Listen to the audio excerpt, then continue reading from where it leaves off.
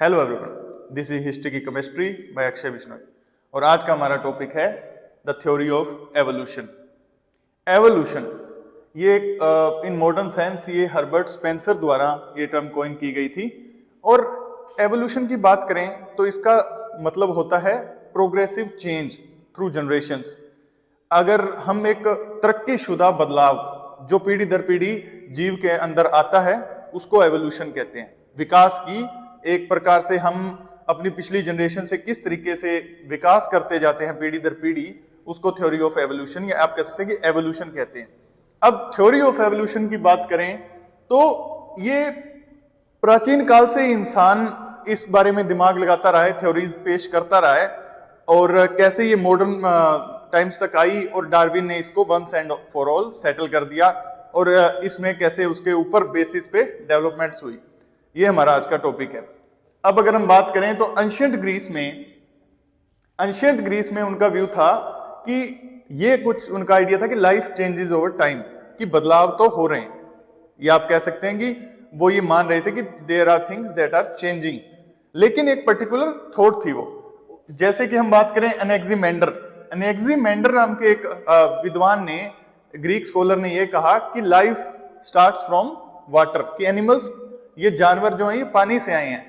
एक प्रकार से ये उसने थ्योरी दी। उसके बाद अगर प्लेटो की बात करें तो प्लेटो ने ये बोला कि एक किसी परफेक्ट बीइंग है, हम एक इम्परफेक्ट वर्जन है, जो एक लेडर पेश की उसने, लेडर ऑफ लाइफ जिसको कहा गया, जिसमें उसने ये थ्योरी दी कि एक प्रकार से फिक्स्ड रूप से हम लेडर में एक फिक्स हैं जिसके टॉप पे भगवान बैठे हैं एक प्रकार से, और ह्यूमन भी उसमें कॉम्प्लेक्स ऑर्गेनिज्म में ऊपर आता है, लेकिन उसके हिसाब से सब कुछ फिक्स था, वो चेंज डायनेमिक नहीं था।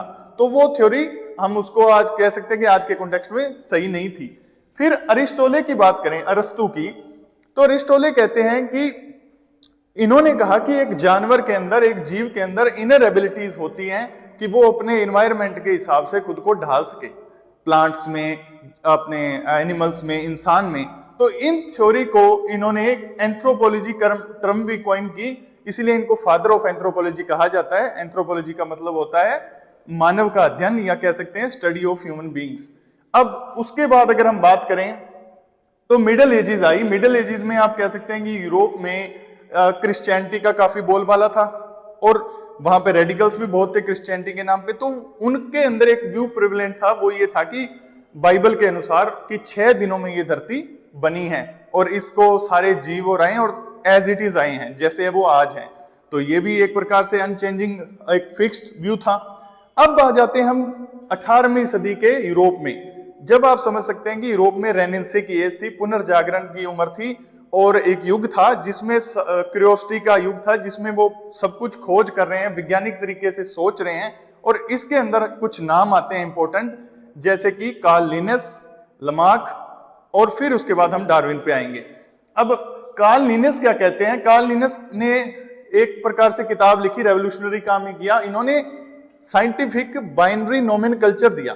बाइनरी नोमेनकल्चर, बाइनरी से आप समझ सकते हैं बाई आ रहा है, तो दो शब्दों को मिलाकर, चाहे वो लैटिन भाषा से हो या वो किसी और भाषा से भी हो सकता है, कि एक आपके जीन्स का हो गया, एक आप कह सकते हैं कि उसकी स्पेसीज के ऊपर हो गया, उसकी प्रजाति के नाम पे हो गया, कि एक कोड सा बनाकर उसको एक नाम दिया गया। जैसे हम इंसानों को नाम दिया इन्होंने होमो सेपियंस।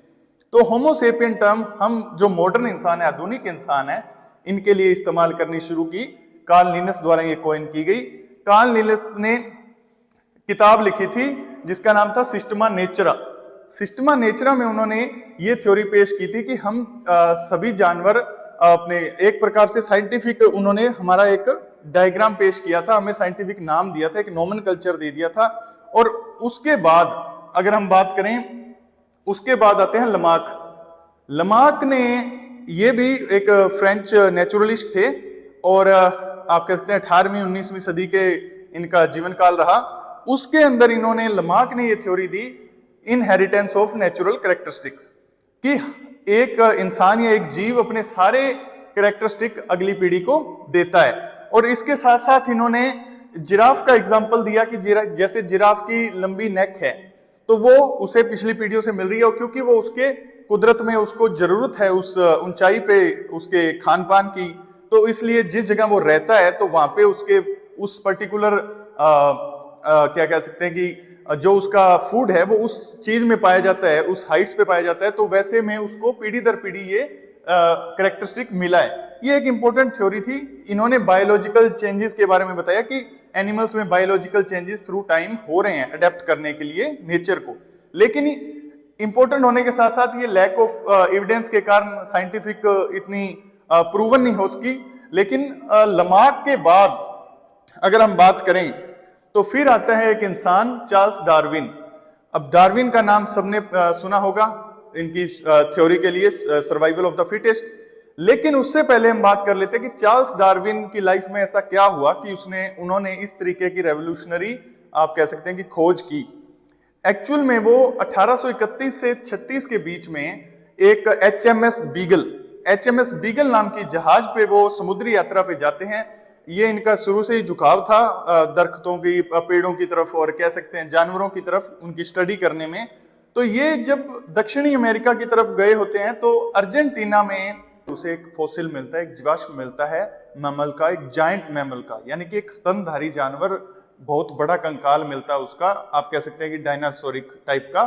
उसके बाद वो ये बताता है कि वो नोटिस करता है कि यार इस जैसा जो ये है जानवर, इस जैसा जानवर अभी भी एग्जिस्ट करता है लेकिन एक छोटे रूप में। यानी कि उसे एक आइडिया होता है कि स्पेसीज सेम है लेकिन एक छोटे रूप में। तो वहां से उसको एक जानवरों में चेंज आने की थ्योरी के ऊपर और ज्यादा बिलीव होता है।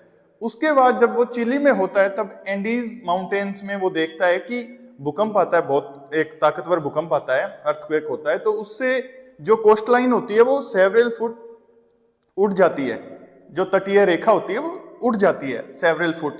तो उससे उसको जो उससे पहले थ्योरी दी थी जियोलॉजिस्ट ने कि ये जो धरती है ये कॉन्टिन्यूस प्रोसेसेस के थ्रू, जैसे अर्थक्वेक हो गया, सोइल इरोजन हो गया, वोल्केनिक इरप्शन हो गया, इनके थ्रू भूकंप, बाढ़ और ये सब इन चीजों के थ्रू वो बदलाव आती रहती है उसके जलवायु में, उसके धरातल में। सो एक ग्रेजुअल कांस्टेंट चेंज होता रहता है धरती के, आप कह सकते हैं अर्थ के जियोलॉजिकल मूवमेंट्स होते रहते हैं, जिससे उसके आप फिजिकल चेंजेस होते रहते हैं जो क्लाइमेट पे भी असर डालते हैं। तो ये सब चीजों का उसे एक बिलीव हुआ कि ये एक हमारी कांस्टेंट एवोल्यूशन पे जो जीव होते हैं उन पे भी असर डालते हैं। फिर उसके बाद वो गैलापागोस आर्किपेलज जो जाता है, जहां आप कह सकते हैं गैलापागोस आइलैंड्स हैं, जो द्वीप समूह है, वहां पर वो अलग अलग द्वीप होते हैं छोटे छोटे, जैसे हमारे अंडमान निकोबार हैं, इस तरीके से। वो देखता है कि हर द्वीप पर उसी स्पेसीज के जीव हैं लेकिन उनके कैरेक्टरिस्टिक अलग अलग हैं। वो उस द्वीप की उन्होंने जो आप कह सकते हैं कि फिजिकल फीचर्स हैं, जैसे पहाड़ या वो कोई खुरदरा है, कोई वहां पर आप कह सकते हैं सूखा है या कोई जंगली इलाका है, उसी हिसाब से उन लोगों के बॉडी के फीचर्स या कह सकते हैं उनके कैरेक्टरिस्टिक बने हुए हैं। तो इसमें वो मोकिंग बर्ड और एक टोर्टोइज का एग्जांपल लेता है, जिसमें वो आप कह सकते हैं कि एक कछुए का और एक पंछी का एग्जांपल लेता है, जिसमें वो पंछी का ये देखता है कि जो मेनलैंड साउथ अमेरिका में थी वहां पे इसी स्पीसीज के जो पंछी थे उनकी चोंच थी जो वो इतनी लंबी नहीं थी, उनकी बीक इतनी लेंथी नहीं थी। और उसके साथ साथ जब वो ये देखता है कि यहाँ का जो इनको खान पान करना है उसके हिसाब से वो चोंच यहाँ लंबी हो गई, कि इनका पर्टिकुलर प्रैक्टिस इनके यहाँ की फूड हैबिट्स को सपोर्ट करता है, यहाँ के क्लाइमेट को सपोर्ट करता है, इनके सर्वाइवल के लिए जरूरी है। और दूसरी तरफ कछुओं के ऊपर वो देखता है कि जो उनकी कवच होता है उसमें फर्क होता है। जो खुरदरे होते हैं उनका कवच थोड़ा सा गोलाकार और पीछे की तरफ होता है, जिससे वहां पे जो कैक्टस वगैरह होते हैं उनके लिए उन्हें उठकर खाना पड़ता है, तो उनकी गर्दन भी वहां के कछुओं की लंबी होती है एज कंपेयर टू अगर उन्हें दूसरे टापू के साथ देखा जाए जहां पर उनका कवच थोड़ा ज्यादा बड़ा और उनकी गर्दन छोटी थी कछुओं की। तो इससे वो इस नतीजे पर पहुंचता है कि सेम स्पेसीज में अगर विद टाइम और जियोग्राफिकल कंडीशंस अलग हों तो स्पेसीज में चेंज आता है। इससे जब वो वापस आता है और 2 दशकों के बाद, 2 डिकेड्स के बाद, वो अपनी किताब origin of the species, revolutionary book origin of the species, Charles Darwin द्वारा 1860 में ये रिलीज की जाती है। उसमें जब वो ये थ्योरी पुट करता है जिसे हम कहते हैं theory of evolution, theory of natural selection, ठीक है, ये चार्ल्स डार्विन द्वारा अपनी किताब ओरिजिन ऑफ स्पीसीज में थ्योरी ऑफ नेचुरल सिलेक्शन की थ्योरी दी जाती है। इसमें वो 5 आइडियाज रखता है, 5 थ्योरीज रखता है, जिनको हम कह सकते हैं कि individuals are different. Individuals are different, इसका मतलब ये होता है कि हर एक जीव अपने तरीके में अलग है। अब 2 सगे भाई बहन भी सेम स्पीसीज हैं, सेम ऑलमोस्ट डीएनए, लेकिन फिर भी उनके कैरेक्टरिस्टिक कुछ चेंज होते हैं। और यही कैरेक्टरिस्टिक वो कह रहा है कि एवर चेंजिंग होते हुए आप कह सकते हैं कि उनके अलग अलग जगह पे उनके आप वो एक तरीके से उनको डिफरेंट बनाते हैं, उनके वेरिएशंस को आगे कुदरत में ले जाते रहते हैं, नेचर में एक कंटिन्यू चेंज की तरफ ये काम चलता रहता है। उससे अगली पॉइंट की बात करें तो more are born than can survive. इसमें डार्विन ये कह रहा होता है more are born than can survive. इसमें डार्विन ये कह रहा होता है कि उस जमाने में वो कह रहा है हम इंसान तो आज काफी तरक्की कर गए हैं, हमारे पास हमने रिसोर्सेज को मैनेज करना सीख लिया है और काफी ज्यादा लग्जरियस लाइफ हो गई, हम सर्वाइव भी अच्छे से कर रहे हैं। लेकिन जब वो 1860 में लिख रहा है तो वो इसकी एवोल्यूशन पूरी कुदरती जो चली आ रही है उसको मायने उसको ध्यान में रखकर कह रहा है ये बात। यानी कि पहले आज अगर आप एक एग्जांपल लें तो कोई स्ट्रे डॉग है जिसका कोई भी रहनुमा नहीं है, तो उसके अगर 5 पपीज होते हैं तो उसमें से कोई 2 सर्वाइव करते हैं, कई बार कोई 3, कई बार 1 ही सर्वाइव करता है। तो वो क्या हुआ, वो कुदरत के अंदर पैदा ज्यादा हुए लेकिन सर्वाइव कम किए। यही जानवरों अलग अलग प्रजातियों के ऊपर डार्विन की थ्योरी थी, हम इंसानों में भी प्राचीन काल में ऐसा होता होगा। तो ये सब इसके ऊपर उनकी थ्योरी थी कि more are born than can survive, कि ज्यादा पैदा होते हैं लेकिन उतने सर्वाइव नहीं कर पाते, कुछ सर्वाइव करते हैं। और वो सर्वाइव कैसे करते हैं इसके लिए उन्होंने थ्योरी दी थी जो काफी मशहूर है, survival of the fittest. Survival of the fittest यानी कि जो पर्टिकुलर लिविंग ऑर्गेनिज्म, जीव जो अपने आसपास के वातावरण में ढलने के लिए सबसे ज्यादा उपयुक्त होगा, फिट होगा, वही सर्वाइव करेगा, वही आगे जाएगा, वही रिप्रोड्यूस करेगा। कैसे कि अब आप एक संतरा है, संतरे के अंदर सेब की फाटी तो फिट नहीं होगी, अब वो बड़ी कम क्वालिटी की है, यानी कि कितने ही स्ट्रांग हो आप, लेकिन आपको फिट अपने जलवायु पे जो कुदरत की डिमांड है उस जगह की, उसमें आप फिट हो तो आप आगे जाओगे, आप रिप्रोड्यूस करोगे, वरना आप आगे नहीं जाओगे। तो ये थी सर्वाइवल ऑफ द फिटेस्ट की थ्योरी। और इसको आप ये समझ सकते हैं कि इस थ्योरी के बाद उन्होंने ये कहा कि जो ये फिट जो कुदरत डिसाइड करती है, कुदरत जो कैरेक्टरिस्टिक सेट करती है, उसी के हिसाब से ही हम अपने आप को अडेप्ट कर पाते हैं, और जो फिटेस्ट होते हैं वो अगली पीढ़ी को अपने अच्छे कैरेक्टरिस्टिक देते हैं। Pass on the good traits, कि pass on the good traits, कि इंसान अपने अच्छे गुण अगली पीढ़ी को देता है।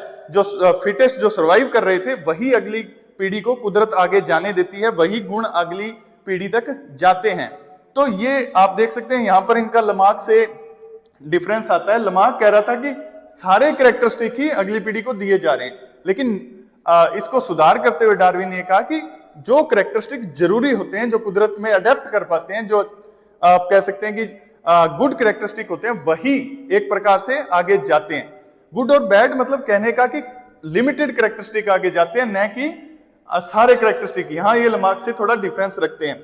उसके बाद आता है कि जनरेशन ऑफ जनरेशन पास होती है, यही कैरेक्टरिस्टिक, यही चेंजेस, और अगर आप कह सकते हैं कि ज्योग्राफिकल सेटिंग्स में भी काफी चेंज आ जाता है, दूर दूर रहे तो स्लोली, और यहां पर बात हो रही है मिलियंस ऑफ ईयर्स की, बिलियन ईयर्स की, जिसमें जाके ये नई स्पेसीज क्रिएट हो जाती हैं। ये अपने पुराने जो स्पेसीज थी उससे कंप्लीटली डिफरेंट हो जाते हैं, और इनमें से ही एक नई स्पेसीज आगे निकलने का ये एक कंटिन्यूस प्रोसेस चलती रहती है।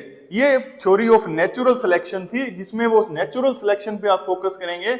नेचुरल सिलेक्शन के हिसाब यानी कि कुदरत वो टर्म सेट करती है, कुदरत वो नियम बनाती है, जिनको हम अगर पूरा कर पाते हैं तो वही जीव आगे जा पाते हैं। ये है थ्योरी ऑफ नेचुरल सिलेक्शन, कि नेचर सेलेक्ट करता है कि कौन आगे जाएगा। ये डार्विन ने अपनी किताब ओरिजिन ऑफ द स्पीसीज में पुट की, और इसके थ्रू हम कह सकते हैं कि थ्योरी ऑफ एवोल्यूशन काफी हद तक ये क्वेश्चन सेटल्ड हो गया। आल्दो तब डीएनए की और इसकी खोज नहीं हुई थी, और वो जब से वो खोज हुई है तो आप कह सकते हैं इसको और ज्यादा बेटर तरीके से समझा जा चुका है। इस थ्योरी में और ज्यादा इसको बल मिला है कि ये सही बात थी।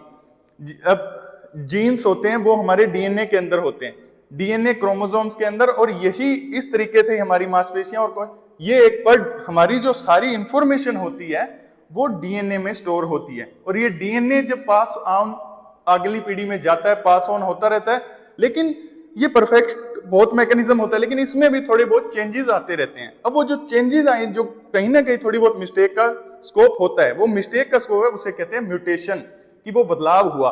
वही बदलाव नए कैरेक्टरिस्टिक सेम स्पीसीज में भी आगे पास ऑन करता रहता है, कुदरत का ऐसा नियम है। तो वो म्यूटेशंस होते हुए डीएनए आगे जो इंफॉर्मेशन है वो सेम लेकिन बिट चेंज्ड और ऐसे आगे चली जाती है। इस तरीके से जीव में हजारों सालों से एवोल्यूशन होती आई है। और एक प्रकार का आप कह सकते हैं कि अब जैसे एक फैमिली ट्री हो, फैमिली ट्री, फैमिली ओके, अब जैसे आप बात करें, ये कोई, अब मान लीजिए एक इंसान है, एक दादाजी हैं, ठीक है, अब उनके 3 बेटे हैं, अब हर एक के आगे 2 बेटे हैं। तो ये एक आप समझ सकते हैं एक फैमिली ट्री क्रिएट हो गया, फैमिली ट्री क्रिएट हो रहा है। एक इंसान से अब कितने अलग अलग टाइप के नेचर के कितने इंसान आगे बने। ये जो ट्री है सिमिलर ऐसे ही फैमिली ट्री की तरह आप समझ लीजिए कि पूरे एनिमल्स का एक और पंछियों का जो जीव है धरती पर उनका एक ट्री कि एक सिंगल ब्रांच, सिंगल स्टेम से कह सकते हैं, एक सिंगल जीव से कहते हैं कि ये पूरे आगे बने हैं बिलियंस ऑफ ईयर्स में, आगे चलते चलते ब्रांचेस की तरह, एक पेड़ की तरह है ये। और इसमें हम अगर बात करें तो हम शेयर करते हैं हमारी ब्रांच एप्स के साथ, जो आप कह सकते हैं चिंपैंजी एप्स होते हैं, गोरिल्ला जिन्हें कहते हैं, उनके साथ हम शेयर अपनी ब्रांचेस करते हैं। प्राइमेट्स जिनको कहते थे, प्राइमेट से एप आए, प्राइमेट से एप्स आए, और वहां से किस तरीके से हम होमोसेपियंस बने आप समझ सकते हैं। प्राइमेट से एप्स, एप्स से होमोनॉइड्स, होमोनॉइड से होमिनिड, होमिनिड में आप कह सकते हैं एस्ट्रोलोपिथेकस, फिर होमो हैबिलिस, फिर होमो इरेक्टस, फिर आप कह सकते हैं होमो सेपियंस। इस तरीके से हम आज मॉडर्न मानव की तरफ आए हैं। तो ये सारी जो प्रोसेस है, ये थ्योरी ऑफ इवोल्यूशन, पहले आपको उसका कॉन्सेप्ट बताया और फिर उसकी हिस्ट्री में आएंगे, जो ये हिस्ट्री है प्राइमेट टू एप्स, और फिर हम जो आए होमो इरेक्टस तक, होमो सेपियंस तक, ये जो है इसको आप कह सकते हैं जीन्स, फॉसिल्स और स्टोन टूल्स के साथ साथ इंसान की हिस्ट्री को ट्रेस किया जाता है। इस तरीके से ये एक हिस्टोरिकल टॉपिक है। अब एक थोड़ा आप रिवीजन कर लेते हैं हम कि ये थ्योरी ऑफ एवोल्यूशन हमने आज पढ़ी, जिसमें एवोल्यूशन को हर्बर्ट स्पेंसर द्वारा कॉइन किया गया था। एवोल्यूशन यानी कि एक प्रोग्रेसिव चेंज, एक तरक्कीशुदा बदलाव जो पीढ़ी दर पीढ़ी जानवरों में, जीव में, इंसानों में आता है। उसके बाद अगर हम एंशिएंट ग्रीस की बात करें तो वो ये मानते थे कि लाइफ चेंज ओवर टाइम, कि बदलाव होता है, लेकिन इसके अलावा एक प्रकार की एक सोच तक सीमित थे।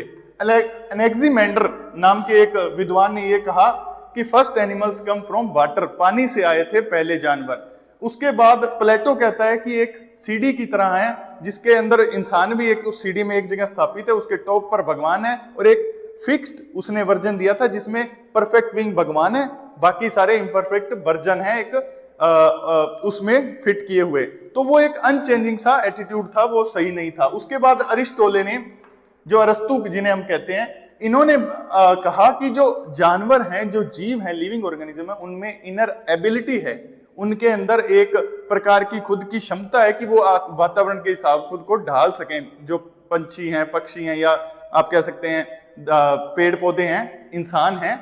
उसके बाद इन्होंने एंथ्रोपोलॉजी की टर्म दी। एंथ्रोपोलॉजी इंसानों का अध्ययन होता है, मानव का अध्ययन, स्टडी ऑफ ह्यूमंस, इसलिए इनको फादर ऑफ एंथ्रोलॉजी भी कहा जाता है अरिस्टोले को। उसके बाद मिडल एजेस की बात करें तो मध्य काल में क्रिश्चियंस यूरोप में काफी हावी था चर्च, और उनमें रेडिकल व्यू था कि जो बाइबल में है कि जैसे 6 दिनों में धरती और ये सारे जीव बन गए और एज इट इज यही आए। उसके बाद अगर हम बात करें तो कार्ल लिनस, ये 18वीं सदी में पुनर्जागरण हो रहा है, रेनेंसे की एज है यूरोप में। पुनर्जागरण के काल में कार्ल लिनस कहता है कि होमो सेपियंस नाम की एक टर्म देता है अपने काम में, जिनकी किताब होती है सिस्टमा नेचरा। सिस्टमा नेचरा में ये होमो सेपियंस की टर्म देते हैं, और इसमें ये बाइनरी नोमेनकल्चर देते हैं। साइंटिफिकली 2 नामों को मिलाकर बनाया गया एक प्रकार का कोड, या कह सकते हैं कि साइंटिफिक नेम दिया जाता है। उसमें हम आते हैं आगे लमार्क पर। लमार्क कहता है कि लमार्क थ्योरी देता है इनहेरिटेंस ऑफ एक्वायर्ड कैरेक्टरिस्टिक्स, कि पीढ़ी दर पीढ़ी अपने जो कैरेक्टरिस्टिक है, अपने जो आप कह सकते हैं फीचर्स हैं, वो अगले जीव में जाते हैं। ये लमार्क की थ्योरी होती है और ये जिराफ की लॉन्ग नेक का एग्जांपल देकर ये समझाता है। ये इंपॉर्टेंट थी, लेकिन ये आप कह सकते हैं कि पूरी तरह साइंटिफिकली इसको लैक ऑफ एविडेंस के कारण प्रूव नहीं कर पाए थे। उसके बाद आते हैं हम चार्ल्स डार्विन पर। चार्ल्स डार्विन ने theory of natural selection the origin of species में, और उन्होंने ये debate once and all settle की काफी बड़े आसार में। अब इसमें आते हैं, इसमें इन्होंने 5 पॉइंट रखे कि individuals are different, more are born than can survive, और survival of the fittest, passing on the good traits, and the last one modification of the species. इसमें ये कहते हैं कि हर जीव अलग अलग होता है, उसमें कुछ चेंजेस होते हैं, चाहे वो सेम स्पीसीज के हों। ज्यादा पैदा होते हैं जितने सर्वाइव कर सकते हैं, जितने बचते हैं उससे ज्यादा पैदा होते हैं। और सर्वाइवल ऑफ द फिटेस्ट, वही सर्वाइव करता है, कुदरत उसे ही सर्वाइव करने देती है जो आसपास के वातावरण को जितने अच्छे तरीके से अडेप्ट कर पाता है। जैसे कि हम ऊंट का देखें एग्जाम्पल, तो रेगिस्तान में उसके अंदर एक थैली लगी होती है पेट के अंदर, जिसमें वो पानी स्टोर करता है। उसके पैर देखें तो जो रेगिस्तान में इजीली मूव कर सकते हैं। अगर हम स्नेक की बात करें तो रेगिस्तान का स्नेक, जंगल का स्नेक, पानी का स्नेक अडेप्ट करते हैं अपने वातावरण को, और पता भी नहीं लगता उनको। अगर मेंढक की बात करें तो वो पानी और जंगल में रहते हुए किस तरीके से वो अडेप्ट करता है अपने वातावरण को। उसी तरीके से हम passing on the good traits की, यही है गुड ट्रेड्स जो उनके कुदरत उनको दे रही होती है, वो अगली पीढ़ी में पास ऑन करते हैं, जो सर्वाइवल के लिए जरूरी होती है। और through out millions of year, billion years में ये मॉडिफिकेशन हो जाती है, नई स्पीसीज बन जाती हैं जो अपनी पेरेंट स्पीसीज से बिल्कुल अलग होती हैं। ये थ्योरी ऑफ नेचुरल सिलेक्शन है, यानी कि नेचर सिलेक्ट करता है, नेचर वो ट्रेड सेट करता है जो उसको अडेप्ट करता है, जो फिट होता है वही अगली पीढ़ी में जाता है। ये थ्योरी ऑफ एवोल्यूशन थी। अगला टॉपिक हम पढ़ेंगे प्राइमेट्स टू ह्यूमंस तक का, कि किस तरीके से इंसान आज होमो सेपियंस बना। Thank you, follow for more.